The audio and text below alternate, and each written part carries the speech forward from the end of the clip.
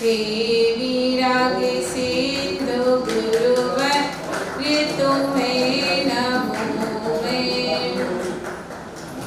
जय बोलिए अनंतानंद सिद्ध परमेश्वरी भगवान की मुल्ला के गणेश चिंतामणि पार्श्वनाथ भगवान की एक गणेश शांतिनाथ भगवान की गुरुनाथ गुरुआचार्य विमल सागर जी महामुनिराज की तपस्वी सम्राट आचार्य सन्मति सागर जी महामुनिराज की गणाचार्य गुरुदेव श्री स्वामी विराग सागर जी महामुनिराज की संत शिरोमणि आचार्य विद्या सागर जी महामुनिराज की अहिंसा मई जैन धर्म की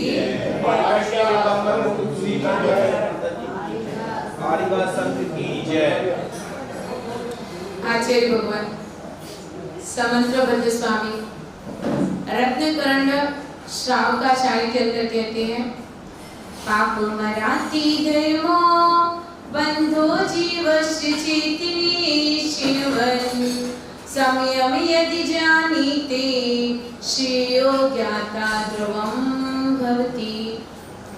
आचार्य भगवान कह रहे हैं कि जीव का पाप शत्रु है, जीव का पाप शत्रु है और धर्म मित्र है।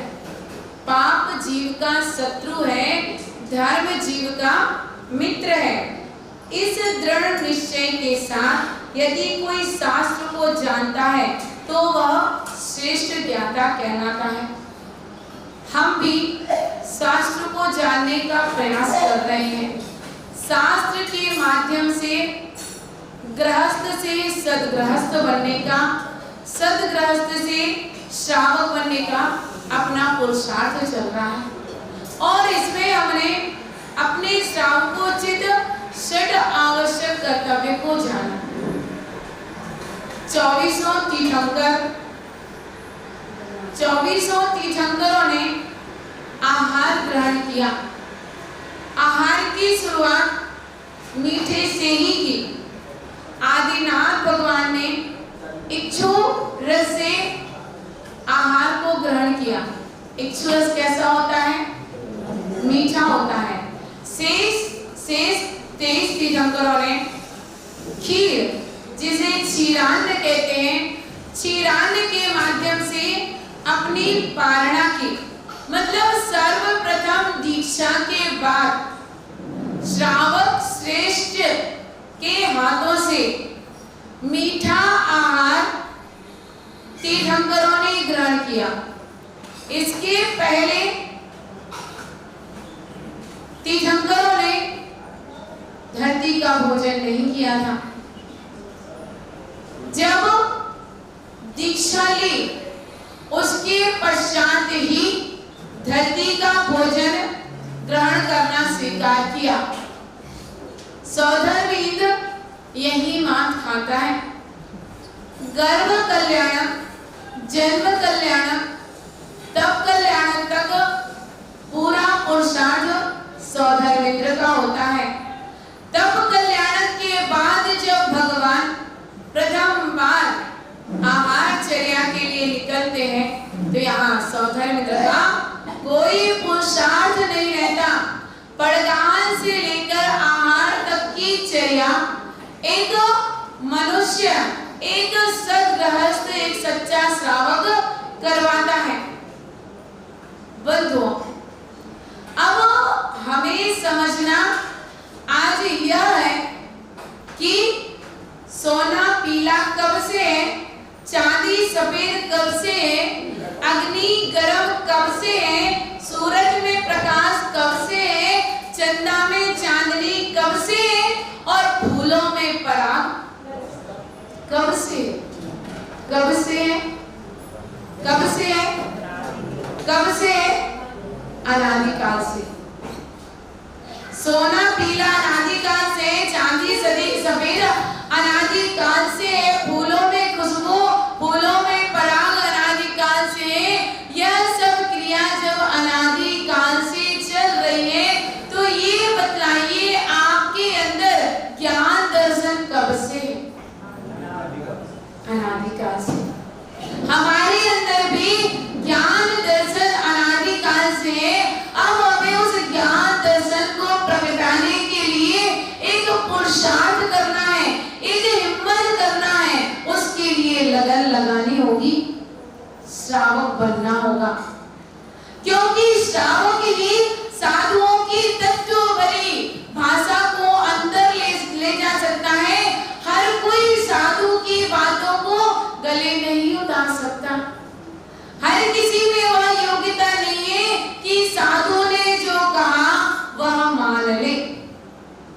साधु अपनी मनवाने के लिए नहीं बैठा है और अपने आप से कहा है कि साधु के कहने से आपको मानना भी नहीं है। यदि साधु ने आपको शिक्षा दी, उसके बाद आपको बोधि की प्राप्ति हुई, आपका ज्ञान जागृत हुआ, आपको कुछ समझ में आया, आपको कुछ अच्छा लगा, आपके लिए उचित था, आपके कल्याण करने योग्य था, तो ही आपने ग्रहण किया, वरना नहीं करना। अब आचार्य भगवान कह रहे हैं कि आपने सेठ आवश्यक कर्तव्यों को तो समझ लिया, सेठ आवश्यक करने के साथ साथ श्रावक, कितने शब्द हैं? श्रावक में कितने अक्षर हैं? 3 अक्षर हैं, श्रा, वा और का। इनका फुल फॉर्म क्या होता है?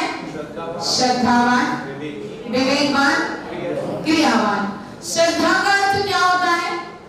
श्रद्धा का अर्थ क्या होता है? श्रद्धा मतलब सम्यक दर्शन। श्रद्धा मतलब क्या होता है? श्रद्धा का अर्थ होता है सम्यक दर्शन। आपके लिए देव सास गुरु पर अकाट्य श्रद्धा है, इसी के लिए तो सम्यक दर्शन कहा है। आपके लिए देव सास गुरु पर अकाट्य श्रद्धा है क्या? है? आपके लिए देव सास गुरु पर अकाट्य श्रद्धा है, उसका नाम सम्यक दर्शन है। आपके लिए सम्यक दर्शन है। यदि कोई व्यक्ति कहे कि आप सम्यक दृष्टि नहीं है, तो क्या आप मान लेंगे? मान लेंगे? किसी के कहने से थोड़ी मानेंगे। किसी के कहने से हम मानेंगे ही नहीं कि सम्यक दृष्टि हम नहीं है। हम सम्यक दृष्टि ही है, सच्ची सम्यक दृष्टि है। लेकिन अभी ये हो सकता है कि हमें छाया सम्यक की प्राप्ति नहीं हुई। आज हम सम्यक दृष्टि बनेंगे, अपना देव साधु पर दृढ़ श्रद्धा रखेंगे, यह श्रद्धा हमारे लिए आगे चलकर छाया सम्यक की भी प्राप्ति कराने वाला होगा। सम्यक दर्शन आज का, कल हमें छाया सम्यक दर्शन कराने वाला होगा। बशर्ते हमें अपने सम्यक दर्शन पर दृढ़ रहना होगा, मजबूत रहना होगा, किसी की बातों में नहीं आना होगा कि यदि किसी ने कह दिया कि आप सम्यक दृष्टि नहीं है, सम्यक दृष्टि नहीं है, ऐसा श्रावक के लिए हो नहीं सकता। श्रावक की शुरुआत ही सम्यक दर्शन के साथ होती है। जब तक उसको सम्यक दर्शन नहीं है, तब तक वह श्रावक नहीं है। जब तक श्रावक नहीं है, तब तक उसके लिए सम्यक दर्शन नहीं है। श्रा यानी श्रद्धा, श्रद्धा श्रद्धावान मतलब सम्यक दर्शन, और उसके बाद आया ज्ञान मतलब सम्यक ज्ञान। सम्यक ज्ञान देव सास गुरु पर आपको जो श्रद्धा हुआ था, आपने देव सास गुरु के बारे में जो जाना कि यह सर्वज्ञ है, वितरागी है, हितोपदेशी है, बिना ज्ञान के किसी भी देव की वंदना मत करना। बिना ज्ञान के हम क्या किसी भी देव की वंदना करते हैं? नहीं, किसी भी देव की वंदना नहीं करते हैं। जो वितरागी होते हैं, सर्वज्ञ होते हैं, हितोपदेशी होते हैं, हम उन्हीं देव की वंदना करते हैं और दुनिया के किसी देवी देवता की वंदना नहीं करते हैं। यह ज्ञान आपको है, यह ज्ञान आपको है कि आप जिसकी वंदना कर रहे हैं। हमने क्या बताया था कि जो मिथ्या दृष्टि देव होते हैं, वह इनके लिए कुल देवता मानकर पूजन करते हैं। जो सम्यक दृष्टि देव होते हैं, वह इनके लिए स्वयं के आराधनीय, स्वयं का कल्याण करने वाले, स्वयं का हित करने वाले, ऐसा मानकर इनकी आराधना पूजा करते हैं। आप इनको कुल देवता मानकर तो पूजन नहीं कर रहे, क्योंकि आप सभी जैनी हैं। जैनों के देवता अरिहंत प्रभु हैं, इसको मान के पूजन कर रहे हैं कि यह सच्चे देव है, यह मान के पूजन कर रहे हैं। सच्चे देव है, हमने इनको सच्चे देव जाना। आपने इनके लिए सच्चे देव जाना। सच्चे देव अरिहंत प्रभु को, जिनेंद्र प्रभु को सच्चे देव मानना, यह सम्यक ज्ञानी का लक्षण नहीं है क्या? यह सम्यक ज्ञानी का लक्षण नहीं है क्या?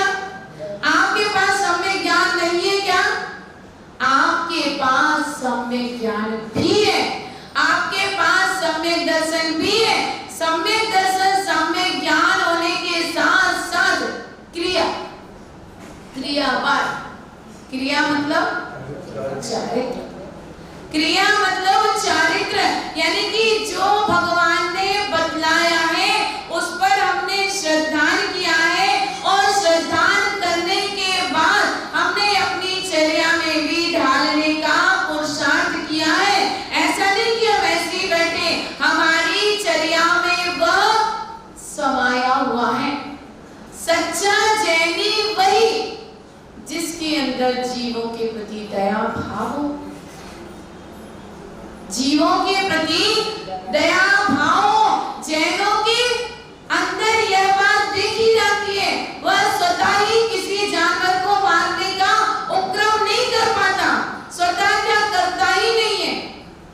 सच्चा जैनी जीवों पर दया करता है। जैनी का लक्षण है, आपसे यदि कोई कहे कि फलाने जीव को मार दो, आप मार पाओगे? नहीं मार पाओगे। आपकी चर्या में नहीं है, आपकी क्रिया में नहीं है, आप किसी जीव को कष्ट पहुंचाना नहीं चाहते। क्यों? क्योंकि आप जैनी हैं। आप प्रातः काल उठकर अपनी नित्य दैनिक क्रियाओं से निवृत्त होकर श्री जी के दर्शन करने के लिए, पूजन प्रक्षालन करने के लिए आते हैं। आपकी यह चर्या है, आप आहार दान देते हैं, आपकी यह चर्या है, चारों प्रकार के दान देते हैं, आपकी यह चर्या है, आप स्वाध्याय आदि करते हैं, आपकी यह चर्या है। आपके अंदर चारित्र है कि आप चारित्र विहीन हैं? चारित्र विहीन है या चारित्रवान है? आपके पास दर्शन ज्ञान चारित्र है, वह भी कैसा दर्शन ज्ञान चारित्र है? सम्यक के साथ है। सम्यक, सम्यक यानी सच्चा दर्शन है, सच्चा ज्ञान है और सच्चा चारित्र ग्रहण करते हैं। ऐसा वैसा चारित्र नहीं ग्रहण करते। यदि ऐसा होता तो उमा स्वामी ने द्वैपायक मुनि, द्वैपायक ब्राह्मण के घर में वह दर्शन ज्ञान चारित्र जो सूत्र लिखा था उसके आगे सम्यक विशेषण क्यों जोड़ दिया है? दर्शन ज्ञान चारित्र, यह तो मिथ्या दृष्टियों के पास भी होता है। दर्शन ज्ञान चारित्र मिथ्या दृष्टियों के पास भी होता है। संसार में अधिकतर जीवों की मिथ्या दर्शन है, मिथ्या ज्ञान है और मिथ्या चारित्र का वह पालन कर रहे हैं। गृहस्थी के साथ है, गृहस्थी के साथ है, सारे दुनिया भर के गृहस्थी के काम कर रहे हैं और अपने लिए सच्चा चारित्रवान बतला रहे हैं, साधु बतला रहे हैं। गलत नहीं है, गलत गलत ही रहेगा, सही सही रहेगा। आपकी जो चर्या का प्रारंभिक रूप है, आपका जो दर्शन ज्ञान चारित्र का अभी जो प्रारंभिक रूप है, उसके लिए अपन को आगे बढ़ाने का पुरुषार्थ करना है, यानी अपन को क्या बनना है? श्रावक बनना है। और श्रावक के कितने मूल गुण होते हैं? कितने मूल गुण होते हैं श्रावक के? है 8 मूल गुण होते हैं। श्रावकों के 8 मूल गुण होते हैं और 8 मूल गुणों में प्रथम मूल गुण होता है कौन सा? कौन सा? 8 मूल गुणों में सबसे पहला मूल गुण कौन सा है? देव दर्शन। देव दर्शन सभी करते हैं। देव दर्शन सभी करते हैं। सच्चे वीतरागी देव का दर्शन हम रोज करते हैं। हमारा यह जो मस्तक है वह बाजार का नारियल नहीं है कि कहीं पर भी जाकर झुक जाए। एकमात्र सच्चे देव के आगे, सच्चे शास्त्र और सच्चे गुरु के आगे ही झुकता है। यह हमारा दृढ़ सिद्धांत है।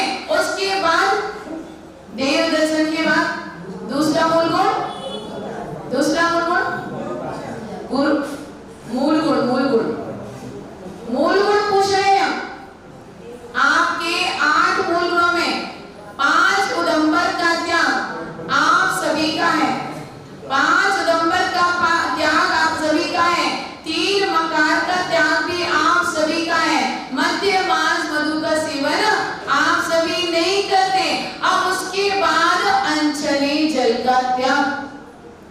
सभी का है ना, सभी लोग चना जली पीते हैं।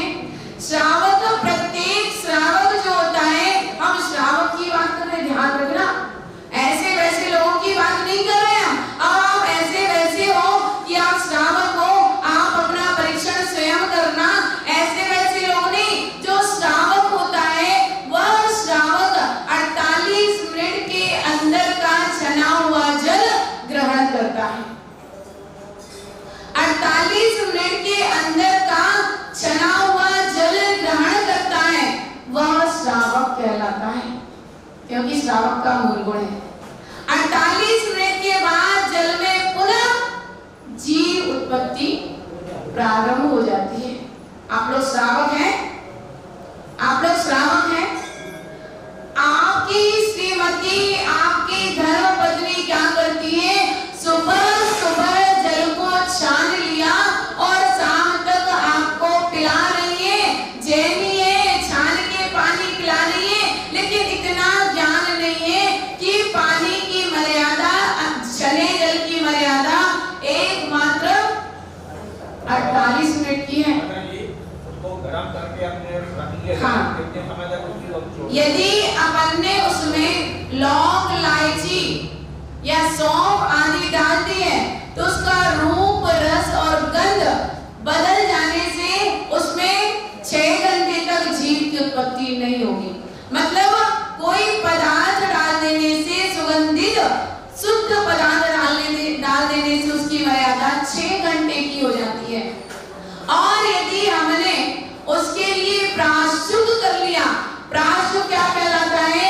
जिसमें छनछनाने की अच्छी बढ़िया आवाज आने लगती है और कुछ वाष्प निकलने लगता है, वह कहलाता है प्रायश्चित जल। उसकी मर्यादा 12 घंटे की होती है।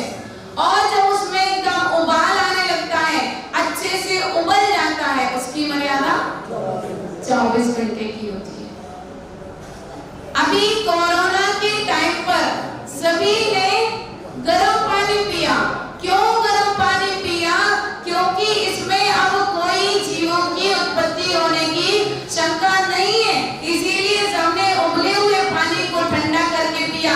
लेकिन अभी वर्तमान में फिर शुरू हो गए, जानते हो लेकिन मानते नहीं हो, आपके कोरोना ने आपके लिए कई प्रकार से जैनी बना दिया।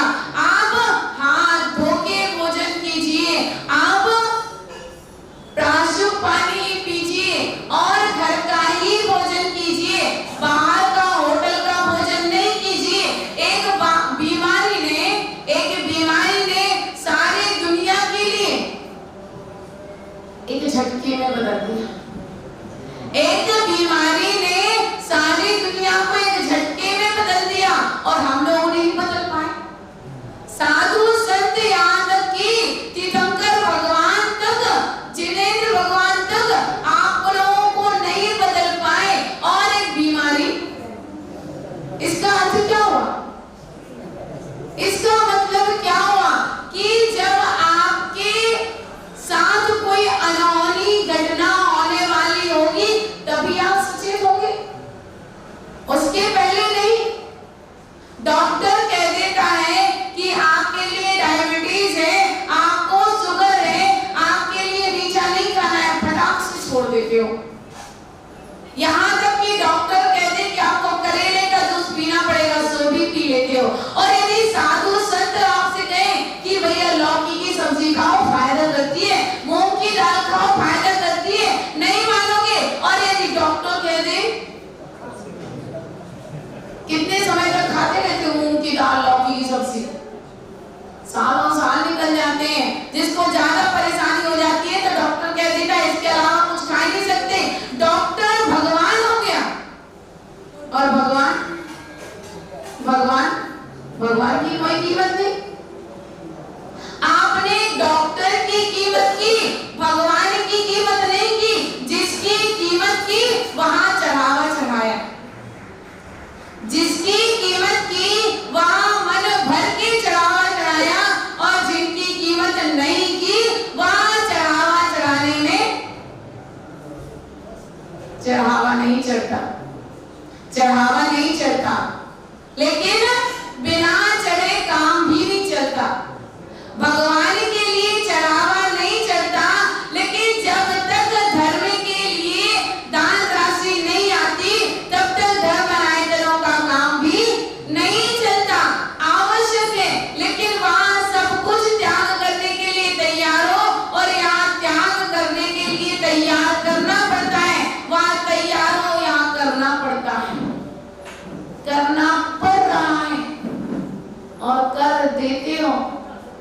इतना अंतर है।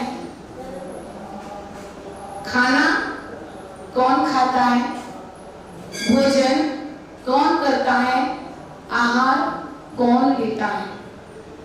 खाना कौन खाता है, बताओ खाना कौन खाता है, खाना कौन खाता है?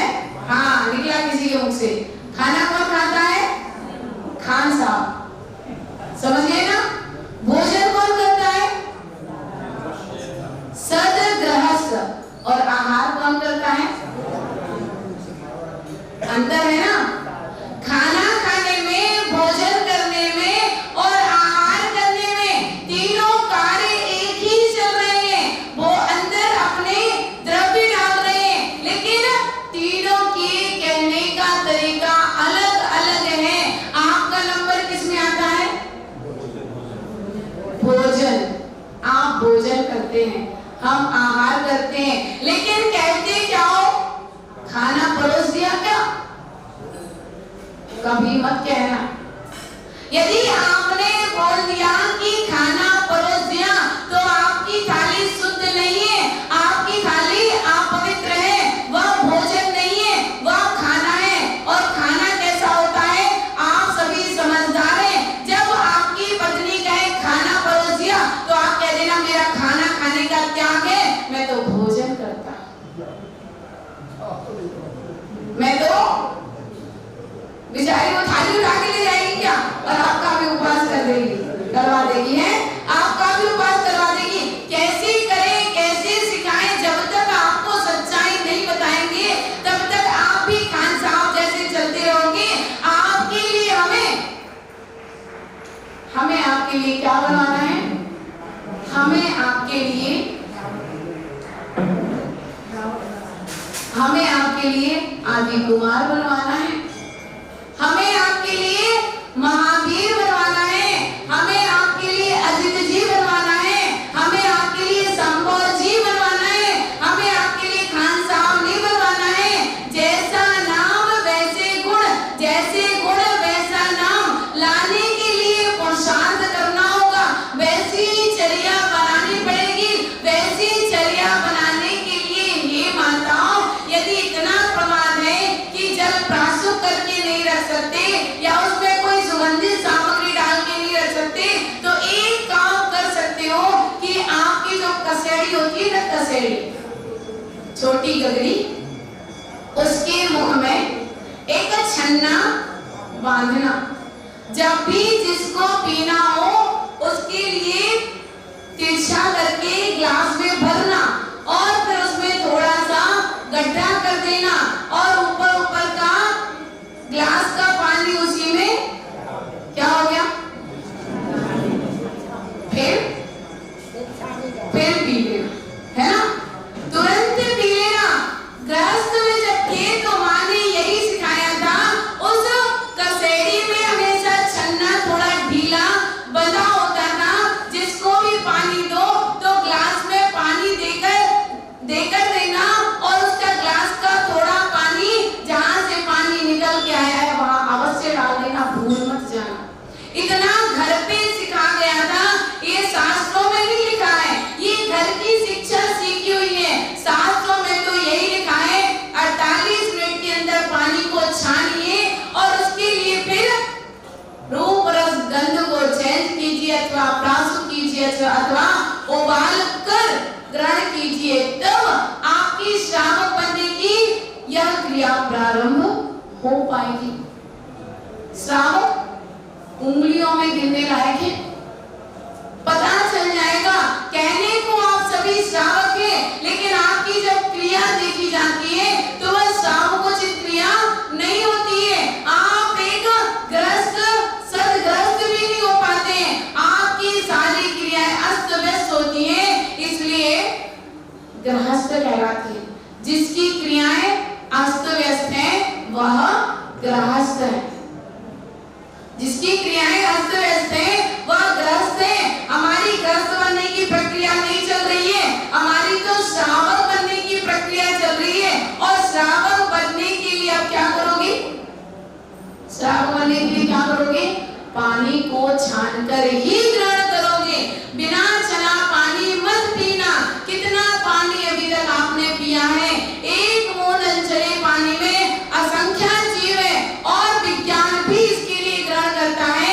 वह कहता है 36,450। वैज्ञानिक भी इस बात के लिए कहते हैं कि जल में जीव है, अनचने जल में जीव है। आप भी मानते हो, वैज्ञानिक भी मानते हैं, मानते सब है, लेकिन जानते सब हो लेकिन मानते क्या हुआ? एक घर में रात्रि के समय चोर घुस गया। कौन घुसा? चोर। ध्यान रखना, चोर कौन है? एक दिन रात्रि के समय में घर में चोर घुस गया और सेठानी जी सो रही थी, सेठ जी भी पास में ही थे। सेठानी ने कहा, देखो, खिड़की खोलकर चोर घर के अंदर आ गया। सेठ जी ने कहा, जानता हूं। फिर वह चोर दौड़ के अंदर आया और पलंग के नीचे घुस गया। सेठानी जी ने कहा, देखो, वह हमारे पलंग के नीचे।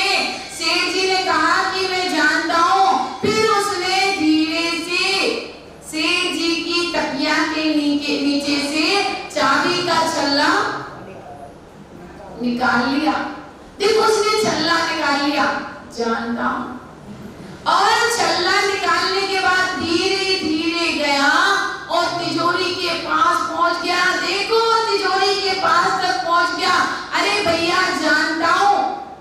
तिजोरी के पास तक पहुंच गया। अब सेठानी सोच रही है, विचार कर रही है कि सेठ जी उसे रंगे हाथों पकड़ना चाहते हैं, इसीलिए अभी तक सावधान है और जैसे वह पोटली बनाएगा इसके लिए पकड़ लिया जाएगा रंगे हाथों। और हुआ क्या? उसने सारा तिजोरी का माल अपने गमछे में बांध लिया। अब क्या हुआ? सेठानी ने कहा, देखो, बांध लिया। और सेठ जी ने कहा, जानता हूं, बांध लिया, जानता हूं। और जैसे ही वह लेके खिड़की पार करने लगा, तब सेठानी कहा, देखो, लेके भागा जा रहा है। सेठ जी अभी भी क्या कह रहे हैं? सेठानी को आई गुस्सा और लगाया जोर से धक्का। क्या जानते हो लगे हो, सब कुछ चोर लेके भागा जा रहा है। यही हालत तो आपकी है। आप क्या नहीं जानते हो? क्या आप जानते हो नहीं हो कि एक बूंद अनचने जल में असंख्य जीव राशि है? क्या आप जानते नहीं हो कि अनादिकाल से आप संसार में परिभ्रमण कर रहे हो? क्या आप जानते नहीं हो कि आपके सारे नाते रिश्तेदार आपके नहीं है, यह सब पर है? आप क्या जानते नहीं हो कि आप जो धन राशि कमा रहे हो उसमें जो राग द्वेष हो रहा है, व्यापारी हिंसा हो रही है, उसमें यह सब आपका साथ नहीं देंगे। आपके लिए ही उसका सारा भुगतान करना पड़ेगा। जितने कर्मों का आश्रयबंध व्यापारी हिंसा में हो रहा है, आपके साथ ये साथी नहीं है। ध्यान रखना, आपके परिणाम जिस समय जैसे हुए। झूठ बोला किसने? व्यापार करते समय खुद ने। परिणाम किसके खराब हुए? खुद के। अब जो परिणाम खराब आपके हुए, झूठ आपने बोला, कर्मों का आश्रयबंध किसके लिए हुआ? आपके लिए। अब जो परिणाम, जो कर्मों का आश्रयबंध आपके लिए हुआ, क्या कर्म आप इनके लिए दे सकते हैं? और क्या ये ले सकती है?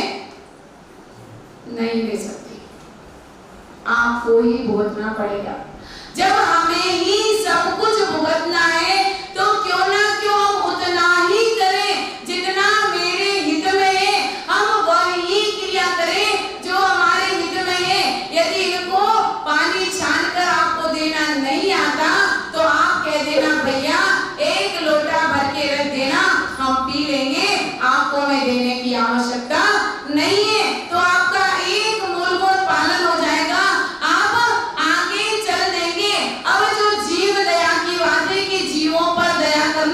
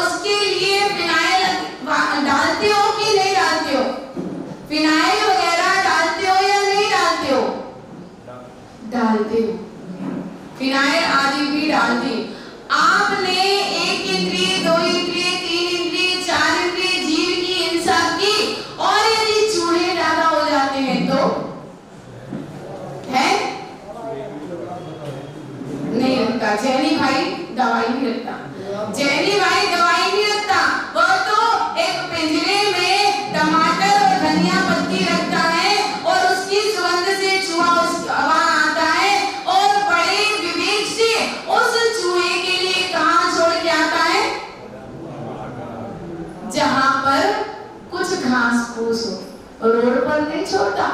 यदि रोड पे छोड़ेगा तो उसकी मृत्यु हो जाएगी। हम लोगों का ब्याह चल रहा था, एक व्यक्ति ने पिंजरा खोला और हाईवे पे छोड़ दिया, और जैसे ही चूहे को हाईवे पे छोड़ा और वहां से एक वाहन निकला और वह तुरंत समाप्त हो गया, तुरंत समाप्त हो गया। यह विवेक नहीं है। आप ध्यान रखना, हर एक कार्य में आपके लिए विवेक रखना है। यदि आपने मच्छर से बचना है तो समय से पहले यदि अपने घर की जालियों को बंद कर दिया तो मच्छर प्रवेश ही नहीं करेंगे। यदि आपने अपनी टॉयलेट आदि को साफ रखा है तो झिंगुर वगैरह होंगे ही नहीं। यदि सावधानी रखता है सावक तो दोषों से बचता है, और यदि सावधानी नहीं रखेगा तो हमारे घर में पड़गान हुआ, आहार हुआ। आहार के लिए मैं पहुंची, ऐसा लग रहा था कि चौका ही नहीं लगा, ऐसा लग रहा था उस घर में कि चौका ही नहीं लगा है। आजकल रसोई घर में अथवा यूं कहें चौके में इतनी ज्यादा अलमारी वगैरह होती है, हर वस्तु संभाल के रखी हुई थी। जहां हर वस्तु संभाल कर रखी जाएगी वहां पर चूहे नहीं हो सकते। उनको जब कुछ मिलता है तभी होते हैं। यदि आप सावधान रहेंगे, यदि आप सच्चे सावक हैं तो हर प्रकार से जीवों की उत्पत्ति ना हो पाए। ऐसा जैसे आपने गेहूं धोए, 3 दिन सुखाए और फिर उसके लिए अच्छा ठंडा हो जाने दिया, फिर उसके लिए आपने टंकी में बंद करके अच्छे से पैक कर दिया, ऊपर से पॉलीथीन लगा के अच्छे से पैक कर दिया। ध्यान रखना, आराम से 2 साल तक भी गेहूं रखोगे उसमें जीव नहीं हो पाएंगे। जब तक उसमें हवा नहीं जाएगी तब तक उसमें जीवों की उत्पत्ति नहीं हो सकती। और यदि आपने असावधानी रखी तो उसमें फिर तिरुला वगैरह होने लगते हैं, और आप उसको छान कर निकाल कर कितनी जीवों की हिंसा करते हो। कुछ विवेक है, कुछ विवेक है कि आपके द्वारा अनंत जीवों की हिंसा होती है, और फिर वही जीव आपके लिए परेशान करते हैं। जैसे कब परेशान करते हैं? जैसे आपने दूसरे जीवों को पीड़ा पहुंचाई है, ध्यान रखना वह आर्त रौद्र परिणाम से मरेंगे और नरक में जाकर उत्पन्न होंगे। और आपने जो कार्य किया है उससे भी आपकी जो दुर्गति हुई है, आपने बहुत आरंभ और बहुत परिग्रह किया है। बहुआरंभ परिग्रहत्वं नारकस्यायुष। आपने जो बहुत आरंभ और बहुत परिग्रह किया है उसके परिणाम स्वरूप आप भी उस नरक में गए हो। और जिन जीवों को आपने मारा है, जिन जीवों को आपने रोडों पर छोड़ा है, कचरे में फेंका है, वह जीव आपका स्वागत करने के लिए खड़े हैं। स्वर्गों में भी स्वागत होता है, नरकों में भी स्वागत होता है। स्वर्ग के देव देवांगनाएं भी स्वागत करते हैं, फूलों की मालाएं लेकर खड़े हैं, पुष्प वृष्टि करते हैं, दुंदुभी बाजे बजाते हैं, अनेक प्रकार के गाने गाते हैं और अप्सराएं नृत्य करती हैं। यह देवों का कहां पर स्वागत हो रहा है? जैसे ही देवों की सैया खुलती है, 16 वर्ष के जैसा जवान पुरुष खड़ा होता है और सारे देव देवियां उनका स्वागत करती है। कितने वैभव के साथ स्वागत होता है। उससे कहीं ज्यादा, जितना ज्यादा यहाँ सुख के साथ, सुंदरता के साथ, वैभव के साथ जैसा यहाँ स्वागत हो रहा है, वैसा वहां भी आपके लिए तैयार खड़े हुए हैं लोग। आजकल जैसे ही नरकों में जल होता है और सारे नारकी अपनी अपनी विक्रिया के द्वारा, वहां भी विक्रिया का प्रयोग किया, यहाँ भी विक्रिया का प्रयोग किया, वहां शुभ विक्रिया का प्रयोग किया, यहाँ अशुभ विक्रिया का प्रयोग किया। और अशुभ विक्रिया के द्वारा वह जो नरकों की भूमि है वह कितनी कष्टप्रद, उसके लिए अंगार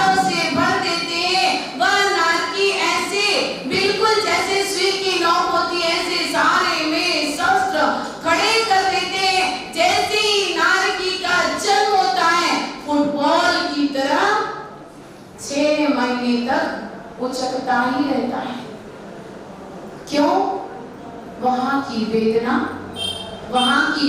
को वह स्पर्श भी नहीं कर पाता, इतना सहन नहीं। जैसे आप रोटी बना रहे हैं और रोटी बनाते समय यदि आपका हाथ तवा से छू जाए तो आप कितने झटके से हटाते हैं? कितने झटके से आपका हाथ तवा पे से हटता है? क्यों हटाया हाथ? क्यों हटाया हाथ? कितना गर्म है वह लोहे का तवा, कितना गर्म है? बहुत गर्म है, बहुत गर्म है, इसलिए हटाया। वहां की भूमि कितनी गर्म है? लो मेरू समान लो गली जाए, इतना गर्म है कि वहां सुमेरु पर्वत कितना बड़ा है उसके समान वहां लोहे का पिंड तुरंत यदि पहुंच जाए तो पानी पानी हो जाए, इतनी वहां की भूमि में उष्णता है। तवा तो कुछ भी गर्म नहीं था, तवा से आपने हाथ हटाया, तवा तो कुछ भी गर्म नहीं था। और वह कितना डिग्री सेल्सियस था वहां का है? कितना डिग्री सेल्सियस था पंथी वहां की? बंधुओं, विचार भी नहीं कर सकते हो। जैसी नार की वहां पटकता है उससे वहां की वेदना सहन नहीं होती। जितने झटके से आपने हाथ हटाया था उतने ही उससे भी कहीं ज्यादा झटके से वहां ऊपर उछलता है। जितना ज्यादा दर्द उतनी ऊंची छलांग वह लगाता है, कितनी ऊंची छलांग लगाता है। कब तक उससे वहां के कष्ट सहन नहीं होते? 6 माह तक उछटता ही रहता है, उछटता ही रहता है। आखिर तब संगी पंचेंद्रिय, ध्यान रखना, संगी पंचेंद्रिय है। इस कारण वह विचार करता है कि अब तो मुझे यहाँ ही रहना है, अब तो मुझे यहाँ के कष्ट सहन करना ही करना है। इसलिए धीरे धीरे वहां रुकने का प्रयास करता है। फिर सारे नारी इस तरह से उसका स्वागत करते हैं, इस तरह से उसका स्वागत करते हैं कि हम लोग जब शास्त्रों में पढ़ते हैं तो पढ़ के ही रोंगटे खड़े हो जाते हैं। जैसे आपके साथ कभी दुर्घटना घटी हो और आपको वह याद आ जाए, कभी आपके साथ एक्सीडेंट हुआ हो, कभी आपके साथ किसी ने कुछ बुरा बर्ताव किया हो, उन क्षणों को जब आप याद करते हैं तो आपकी रूह कांप उठती है, कांप उठती है। वैसे ही जब नरकों के बारे में पढ़ते हैं, जैसा जैसा पढ़ते हैं वैसा वैसा हमारी नजरों के सामने ऐसा लगता है कि पूरी की पूरी पिक्चर चल रही है। वही माँ वहां पर खड़ी है। उसके लिए असुर कुमार जाति के देवों ने समझा दिया यह वही बेटा है, वह वही बेटा है जो तुम्हारे लिए परेशान करता था, और बेटे के लिए समझा देते यह वही माँ है जिसने तुम्हें तुम्हारी आंख फोड़ी थी, तुम्हें काजल नहीं लगाया था, तुम्हारी आंख फोड़ी थी, तुम्हें औषधि नहीं खिलाई थी, तुम तो औषधि खाना ही नहीं चाह रहे थे। जबरदस्ती तुम्हारे हाथ पैर अपने पैरों से दमोचकर, अपने हाथों से दमोचकर जबरदस्ती तुम्हारे मुख में माँ ने जहर पिलाया था। जहर तुम्हारे साथ ऐसे ऐसे कुकृत्य तुम्हारी माँ ने किए, और वहां पर उसको भी क्रोध में भर देते, इसको भी क्रोध में भर देते, और फिर मुठभेड़ हो जाती है। इतना भयंकर वहां का स्वरूप होता है।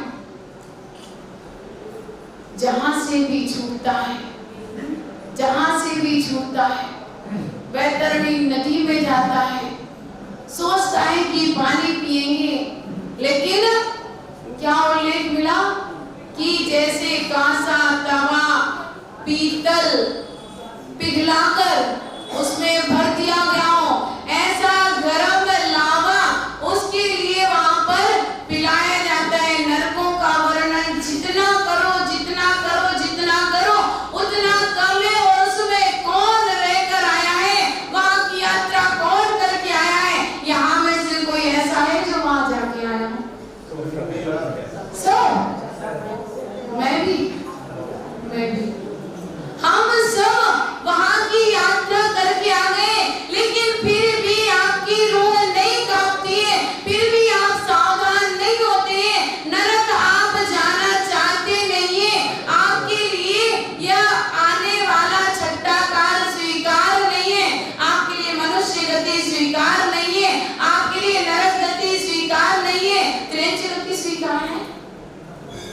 प्रेम जगती भी स्वीकार नहीं है। फिर कहाँ जाना चाहते हो? है स्वर्ग में जाना चाहते हो। फिर सब स्वर्ग में ही जाना चाहते हैं। इसीलिए कार्ड में कोई भी व्यक्ति संसार से पलायन कर जाता है, आप लिख देते हो कार्ड में, दुनिया में जितने भी लोग आए हैं सबका स्वर्गवास हो गया। कितनी अच्छी आज सभ्यता है, आपकी बोलने की सभ्यता कितनी अच्छी है कि बेचारे का स्वर्गवास हो गया। क्या कह रहे हो? क्या कह रहे हो? बेचारा, और कह रहे हो स्वर्गवास। यदि स्वर्गवास हुआ है तो बेचारा नहीं है, और बेचारा है तो स्वर्ग में नहीं गए। दो बातें क्यों बोलते हो? या तो स्वर्ग में जाएगा तो वह क्या पुण्य था उसका, स्वर्ग में गया। बेचारा स्वर्ग में गया, बेचारा स्वर्गवासी हो गया। ये बात कुछ बची नहीं, ये बात कुछ बची नहीं कि बेचारे का स्वर्गवास हो गया। क्यों बेचारे का स्वर्गवास नहीं होता? साधु बेचारे होते हैं क्या? कभी किसी ने कहा कि बेचारे साधु का स्वर्गवास हो गया? यह शब्द क्यों नहीं बोलते कि बेचारे साधु का स्वर्गवास हो गया?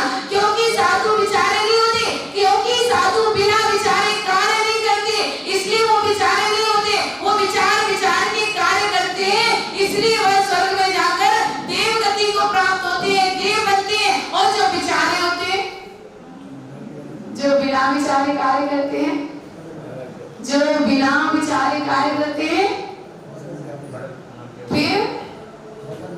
फिर बेचारा गधा बनाए कि घोड़ा, बेचारा नारकी बनाए कि क्रंच, पता ही नहीं है। उसके लिए शांति विधान करते हो, उसकी आत्मा की शांति के लिए शांति विधान करते हो। वास्तविकता में सही बताना, सच्ची बात बताना। आपसे कड़वा सच पूछ रहे हैं, आप ये बताओ कि उसकी आत्मा के लिए शांति विधान करते हो कि स्वयं की आत्मा के लिए शांति विधान करते हो? खुद को डर लगता है। जब तक वह चला गया है, जाने वाला चला गया है, जब तक आप उसके नाम का शांति विधान नहीं करवा लोगे, तब तक डर लगा रहता है। किसको? जो चला गया हो है। एकदम 2-3 वाला हार का 1, 2 अथवा 3 समय में उसने तो दूसरी पर्याय को प्राप्त कर लिया, वह तो दूसरे स्थान पर चला गया। यहाँ शांति विधान कर रहे हो क्यों? लौट के ना आ जाए। जब लौट के आने का डर था तो जब उसको ले जा रहे थे तो काहे को आंसू बहा रहे थे? हैं? लौट के आने का डर था तो उसके जाने पर आंसू क्यों बहा रहे थे? हैं? और फिर जब लौट के आता है तब लौट के नहीं आता। क्यों? जो जीव मरा है वो लौट के जन्म नहीं लेगा, जन्म लेगा दूसरी जगह लेगा। दूसरी जगह यही हो सकती क्या? दूसरी जगह यही नहीं हो सकती क्या? जैसे उस राजा ने कछुए की चारों टांगे काट दी और वह कछुआ उसी राजा का बेटा बन गया। वह जीव आ नहीं सकते क्या वापस? व्यंतरों के वेद पढ़ते हो ना, व्यंतरों के वेद क्या पढ़ते हो? व्यंतरा, किन्नर, किंपुरुष, मोर, गंधर्व, यक्ष, राक्षस। फिर से बोलना, फिर से बोलो। व्यंतरा, किन्नर, किंपुरुष, मोर, गंधर्व, यक्ष, राक्षस, भूत, पिशाच। ये किसके वेद है? व्यंतरों के वेद हैं। व्यंतरों का काम क्या होता है? उपद्रव मचाना, है ना? अब यदि किसी के लिए देव गति का बंध हुआ था और आपके कारण यदि उसकी देव दुर्गति हो गई, आपके कारण यदि अति मोह के कारण या किसी भी कारण उसकी देव दुर्गति हो गई, देखा नहीं क्या? शास्त्रों में पढ़ा नहीं क्या है? पार्श्वनाथ भगवान पर किसने उपसर्ग किया? झूठ बोल रहे हो। पार्श्वनाथ भगवान पर किसने उपसर्ग किया? क्षमा जी बताइए, पार्श्वनाथ भगवान पर उपसर्ग किसने किया है? भाई ने।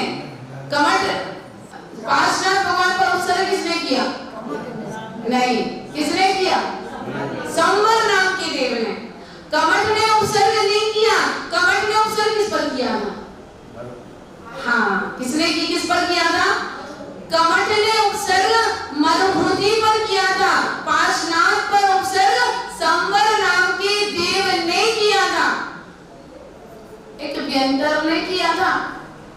व्यंतर उपसर्ग करते हैं, व्यंतर धरती पर विचरण करते हैं, व्यंतर यही घूमते हैं, भगवान के दर्शन करने भी आते हैं। और कमठ का नाम लेते हैं? कमठ का नाम क्यों लेते हैं? क्योंकि कमठ की पहली पर्याय से चला रहा है ना पैर, पहली पर्याय में वह कमठ था, इसलिए उसका नाम, जैसे आपका नाम है ना, यदि अगले पर्याय में फिर आप परेशान करो वही कमठ का जीव, तीसरी पर्याय में फिर आप परेशान करोगे वही कमठ का जीव, और 10वीं पर्याय तक वही जीव परेशान करता रहा तो उसी का नाम विख्यात हो जाता है। आपका नाम तो विख्यात नहीं है, आपका नाम विख्यात होना चाहिए, लेकिन कमठ में नहीं होना चाहिए। आपका नाम तो मरुभूति में विख्यात होना चाहिए। आप बनना तो मरुभूति बनना, कमठ बनने का कभी विचार मत करना, लेकिन ध्यान रखना किसी से बैर अधिक मत रखना, किसी से मोह भी अधिक मत रखना। यदि किसी से बैर बहुत ज्यादा रखोगे तो भी वह आज रौद्र परिणाम के साथ मरेगा और आपके पास डरना नहीं आ सकता है। और यदि आपने बहुत ज्यादा मोह किया है किसी से, बहुत ज्यादा मोह किया है किसी से, तो भी आज रौद्र परिणाम रहेंगे उसके, और मरकर यदि देव गति का बंध हुआ था तो देव दुर्गति हो जाएगी। देव दुर्गति यानी कि भवनवासी, व्यंतर या ज्योतिषी देव हो जाएगा, फिर आ सकता है परेशान करने के लिए। बंधुओं, यह हमारी सभ्यता है कि हम किसी के लिए नरकवासी या त्रेंचवासी या मनुष्यवासी कहते नहीं है, अपन स्वर्गवासी लिख देते हैं। स्वर्गवासी कहने मात्र से कोई स्वर्ग में नहीं जाता, उसी प्रकार से हर किसी के पीछे जैन साहब लगा देने से हर कोई जैन नहीं हो जाता। जब तक जैन के आपके अंदर संस्कार नहीं होंगे, जब तक आपके अंदर श्रावकोचित संस्कार नहीं होंगे, तब तक आप श्रावक नहीं बनते, तब तक आप जैनी नहीं बनते। नाम के जैनी तो कई पड़े दुनिया में, काम के जैनी कितने हैं? काम के जैनी कितने हैं? एक वह भी महिला खड़ी है जो नेल पॉलिश लिपस्टिक लगाए हुए है, बैग टांगे हुए है, भगवान के दर्शन कर रही है, और एक वह भी महिला खड़ी हुई है जो सादगी से प्रभु के दर्शन करने आई है और प्रभु की पूजन कर रही है। कौन श्राविका है? कौन श्राविका है? ध्यान रखना, भगवान के मंदिर में इस प्रकार से जो भी आएगा एकमात्र नाम का जैन कहलाएगा, कर्म का जैनी नहीं हो सकता। कर्म का जैनी तो वही है जो वैसा काम करता है, लेकिन जिसने वैसा काम ही नहीं किया तो वह जैनी कहलाने के लायक नहीं है। हमें जैनी बनना है, अपने श्रावकोचित नियम का पालन करना है, जीवों पर दया करना है। और देखना, जीवों पर दया करना, यह एक में ही सारे 8 मूल गुण समाहित हैं। क्यों 8 मूल गुण क्यों समाहित हैं? अब यदि रात्रि भोजन के त्याग के लिए कहा तो क्यों कहा? जीवों की विराधना ना हो। जल छान कर पीना क्यों? जीवों की विराधना ना हो। 5 नंबर फल का त्याग करो क्यों? जीवों की विराधना ना हो। और मध्य मास मधु का त्याग करो क्यों? दया धर्म। दयावान कौन? श्रावक। दया श्रावक के अंदर होती है। यदि आप दयावान हो तो हर क्रिया ऐसे करोगे जिसमें आपका विवेक झलके। ध्यान रखना, यदि श्रावक हो तो सारी क्रियाएं विवेक पूर्वक करना, तभी आप श्रावक कहलाओगे, तभी आप विवेकवान कहलाओगे, वरना आप गृहस्थ ही कहलाओगे। बंधुओं, हमें अपने सद्गृहस्थ बनने का सही उपयोग करना है। आचार्य भगवान कह रहे हैं, पैडी सील सामो जीवम गाढ़म अणाई सम बंधो कर्णयोवलिमलं वा प्राणतीर्थम स्वयं सिद्धम। जीव और कर्म का संबंध, जैसे सोने में, खदान में जो सोना है उसमें गिट्टी मां कब से है? अनादिकाल से है। आचार्य भगवान कह रहे हैं कि जीव और कर्म का संबंध कब से है? अनादिकाल से है। जैसे गिट्टी कालीमा का संबंध खान में पड़े हुए सोने से अनादिकाल से है, वैसे ही जीव का कर्म से संबंध अनादिकाल से है। कर्म जीव को कहीं नहीं छोड़ता, किसी समय नहीं छोड़ता। औदारिक, वैक्रियक, आहारक, कार्बन और तेजस, यह 5 शरीर जीव के होते हैं। देवों का कौन सा शरीर होता है? देवों का वैक्रियक शरीर होता है। वैक्रियक शरीर के साथ साथ उनका तेजस शरीर भी होता है और कार्बन शरीर भी होता है। देवों के एक साथ 3 शरीर हो सकते हैं, नारकियों के भी एक साथ 3 शरीर हो सकते हैं। आपके एक साथ कितने शरीर हो सकते हैं? 4। विद्वान है। अग्रवाल कॉलोनी की सभी महिलाएं तो क्योंकि स्वाध्याय डेली करती है ना, आपके 4 शरीर एक साथ नहीं हो सकते। आपके 4 शरीर एक साथ हो सकते हैं। ऐसा क्यों? इनके क्यों नहीं हो सकते? आपके क्यों हो सकते हैं? रिद्धिधारी मुनि के ही हो सकते हैं। यानी कि मुनि राजों के औदारिक शरीर होता है, वैक्रियक शरीर नहीं होता। कार्बन शरीर साथ में होता है, तेजस शरीर होता है। और यदि रिद्धिधारी मुनि है तो उनकी यदि तत्व में शंका है, उसके समाधान के लिए जो पुतला निकलता है वह औदारिक शरीर कहलाता है, आहारक शरीर कहलाता है। वह आहारक शरीर कहलाता है। बंधुओं, इस प्रकार से 4 शरीर मनुष्य पुरुषों के हो सकते हैं, 3 शरीर देव, नारकी और स्त्रियों के हो सकते हैं। लेकिन ध्यान रखना, तेजस शरीर और कार्बन शरीर हर संसारी प्राणियों के होता है। कोई भी संसारी प्राणी तेजस और कार्बन शरीर के बिना नहीं रहता है। कार्बन शरीर के बिना कौन सा है जीव? है? कार्बन शरीर के बिना कौन है? कोई नहीं, संसार में कोई नहीं है। एकमात्र सिद्ध भगवान है जिनका कार्बन शरीर समाप्त हो गया है, जिनके सारे कर्म समाप्त हो गए हैं और हम सभी के कर्म अनादिकाल से लगे हुए हैं। यह कालिमा कब तक लगी रहेगी? कब तक लगी रहेगी? जब तक आप चाहोगे। आप जब तक चाहो तब तक गंदा कपड़ा पहनो।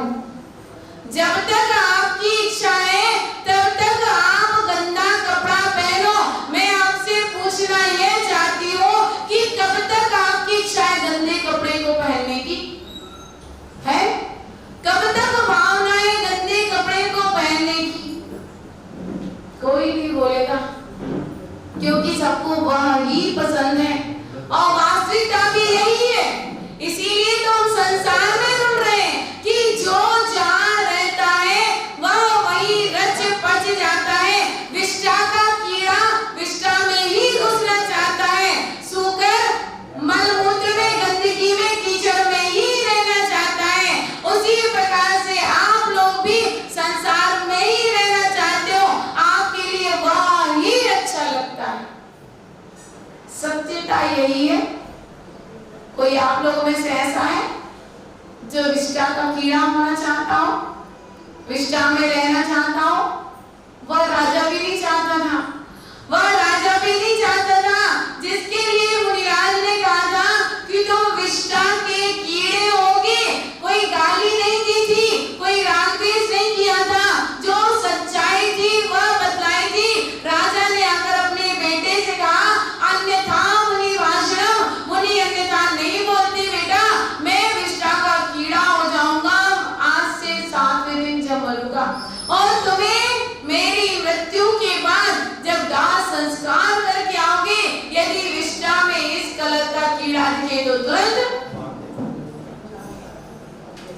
पिताजी का देहांत हो गया, अंत्येष्टि करके आया और जब फिर पखाने में देखने गया, जैसा पिताजी ने बताया था वैसे का वैसा कीड़ा विष्ठा में दिख रहा है। अब वो जैसे ही मारने की कोशिश करता है और घुस जाता है। कौन कौन कौन? विष्ठा में बार बार कौन घुस रहा है? विष्ठा किसके लिए पसंद आ रही है? कीड़े के लिए, पड़ोसी के लिए कहोगे हमेशा, हमेशा दूसरों के लिए कहोगे। ध्यान रखना, दूसरों के लिए कहने वाले 3 उंगली तुम्हारी तरफ है। पहले अपना विचार करो, फिर दूसरे का विचार करो। पहले अपने लिए चिंतन करो, फिर दूसरों के लिए चिंतन करो। हम भी ऐसे ही इस गंदगी में फंसे हुए हैं। हमें निकालने के लिए साधु संत आते हैं और हाथ पकड़ाते हैं। कोई पकड़ेगा? महिलाओं, कोई तो पकड़ लो, एक सीट खाली है। कोई तो पकड़ लो, बाजू की सीट खाली है, एक तो आ जाओ, जिसके भाव हो वो आ जाओ। कोई नहीं सुनेगा। भाव नहीं है। किसके भाव नहीं है? भाव नहीं, जिसके भाव होते हैं उसकी चर्या होती है, जिसकी चर्या होती है उसके भाव अलग दिख जाते हैं। चर्या में भाव दिखते हैं, भाव में चर्या दिखती है।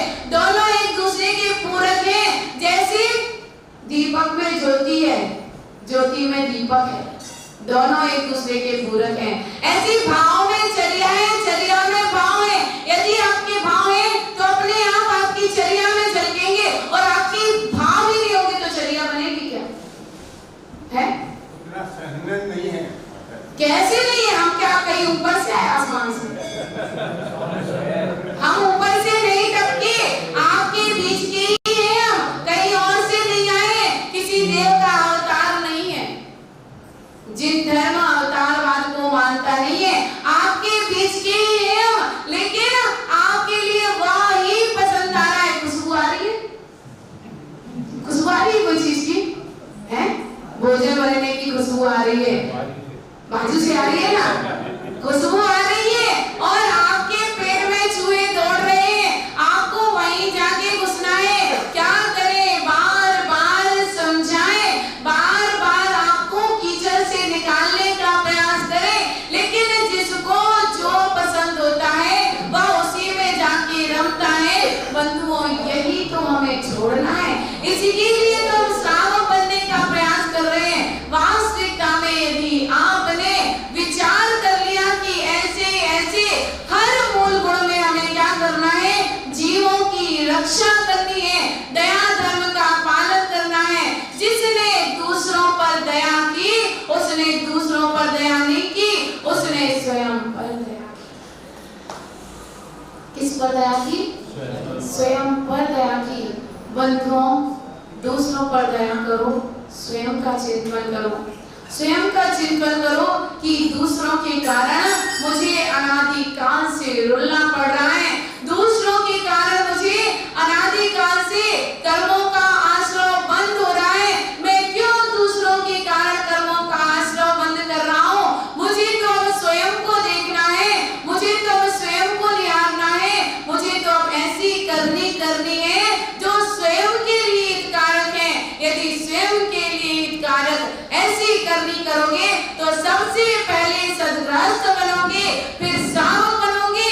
साधु बनने में देर नहीं लगेगी, और साधु बनकर आपकी चर्या में आ गया, आपकी क्रिया में आ गया, तो जो निर्ग्रंथ होता है वही अरिहंत होता है, जो अरिहंत होता है वही सिद्ध होता है। सिद्ध बनने की प्रक्रिया हमें सद्गृहस्थ से श्रावक, और श्रावक से साधु, साधु से अरिहंत और सिद्ध बनकर अपनी इस प्रक्रिया को पूर्ण करना है। बंधुओं, श्रावक अभी बनने का आपको पुरुषार्थ करना है। आज जब घर पे जाओ, कोई भी क्रिया करो तो विचार करके ही करना कि मैं जो क्रिया कर रहा हूँ इसमें जीवों की हिंसा तो नहीं हो रही, इसमें जीवों की विराधना तो नहीं हो रही। क्योंकि आप व्यापारी ईर्षा करते हैं और ये आरंभी ईर्षा करते हैं, संकल्पी ईर्षा करते हैं। हमें चारों प्रकार की ईर्षाओं से बचना है, तब हम श्रावक बन पाएंगे, है ना। क्योंकि श्रावक बनने की पूरी क्रिया जीव दया पर ही डिपेंड करती है। जिसने जीवों पर दया की उसने स्वयं पर दया की, जिसने स्वयं पर दया की है वास्तविकता में उसी का कल्याण हुआ है, उसी का उद्धार हुआ है। हमें स्वयं का कल्याण करना है, स्वयं का उद्धार करना है, इसलिए सबके साथ साथ स्वयं पर भी दया करना है।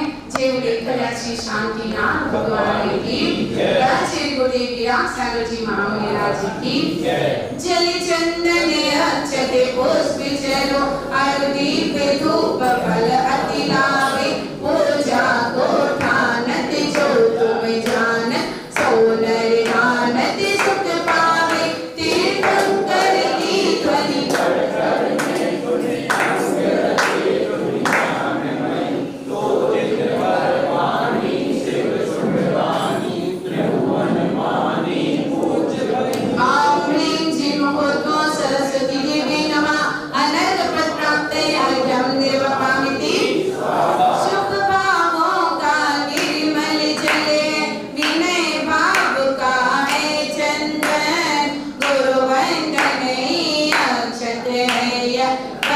सुमन का अभिनंदन, मन वचितन से आत्म समर्पण, मोह क्षोभ का शमन करो, परम पूज्य आचार्य शिरोमणि विराग सिंधु जी को नमन करो।